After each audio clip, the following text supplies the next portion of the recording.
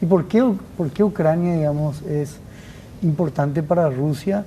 Y creo que hay por lo menos unos 4 factores que se destacan así de manera muy evidente. Uno, bueno, geopolíticamente la importancia del Mar Negro.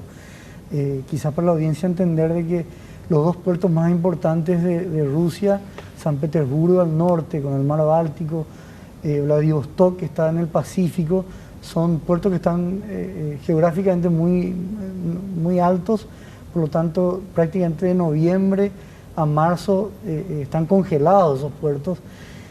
Por lo tanto, todo lo que sería el comercio o todo lo que sería el desplazamiento por parte de la influencia, qué sé yo, militares, etcétera, Rusia ahí se encuentra muy limitado en el Mar Báltico, le tiene a toda Europa cerrando cualquier salida por ahí, y por otro lado a Japón, digamos, al sur cerrando todos esos accesos. Por lo tanto, el Mar Negro es un mar de agua caliente para Rusia y eso le permite a través del estrecho del Biosforo poder llegar al Mediterráneo, ¿verdad?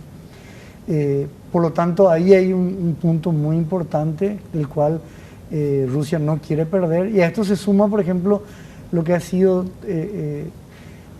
todo este movimiento nacionalista ucraniano con miras, un cambio cultural, quizás también de tener un estilo de vida más occidental.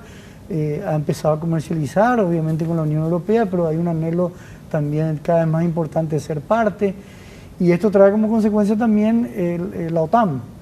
Hay que saber que para Rusia creo que ha sido muy duro el hecho de haber perdido, digamos, Letonia, Estonia, Latvia, que han pasado todos a la OTAN y a ser parte de la Unión Europea. Y bueno, y hay una batería militar desplazada prácticamente en la frontera rusa, y bueno, con Ucrania esto sería ya tener mucho más cerca, ¿no? Por eso Putin hablaba un poco de la desmilitarización, y bueno, y ahí el último, que es el tema más complejo, en el mito, en la narrativa, en la historia, en los relatos que se construye un pueblo, en su identidad, ahí está el origen, digamos, que es el Principado de Rus.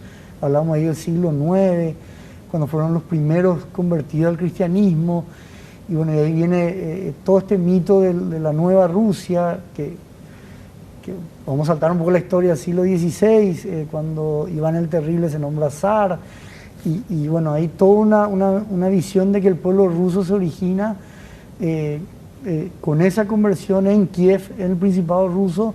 De ahí viene zar, que es una derivación del César, todo el tema del patriarcado, o sea, y ahí vemos esta mitología de Moscú como la tercera Roma. Bueno, en esas visiones y en esa identidad que construye un pueblo, claramente para Rusia, Ucrania y Bielorrusia no son lo mismo que Estonia, Letonia o Georgia, que han sido pueblos de razas distintas, digamos, y que no han tenido el mismo origen o la misma historia. Por lo tanto, ahí se mezclan muchas cosas, y creo que esto hace que el conflicto no sea tan fácil. En Ucrania hay muchos rusos, y bueno, un poco eso nos muestra un poco lo complejo del sistema. Cuando hablamos del impacto económico, vamos a ir a la siguiente placa para poder compartir con la audiencia también esta segunda parte del análisis, que hablamos, bueno, commodities agrícolas. ¿Nos referimos a los commodities que nosotros estamos exportando a Rusia? No, cuando hablamos del impacto económico hay 4 puntos importantes que Rusia y Ucrania, digamos, son predominantes en el comercio exterior, por lo cual la ausencia de ellos en el mercado internacional va a producir una escasez relativa. Esa escasez relativa va a terminar ejerciendo otra vez una presión inflacionaria, y ahí vemos en commodity agrícola, Rusia y Ucrania son los grandes exportadores de trigo, Ucrania es uno de los grandes exportadores de maíz.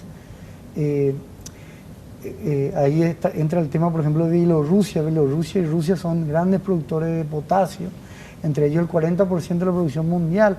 Nosotros necesitamos potasio para la soja, y pensando ya en lo que va a ser la zafra del año que viene, donde a partir de marzo, abril, el productor ya se empieza a proveer de insumos.